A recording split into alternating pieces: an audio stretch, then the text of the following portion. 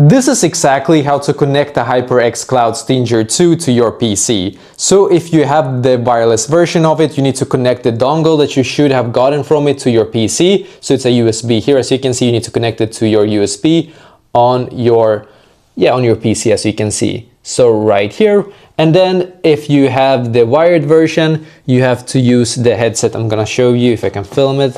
You have to connect it through here on your PC. You can see the headset jack here. So use the 3.5, I believe, millimeter headset cable that you should have gotten from when you bought the wired headset, and you have to connect it through here instead then.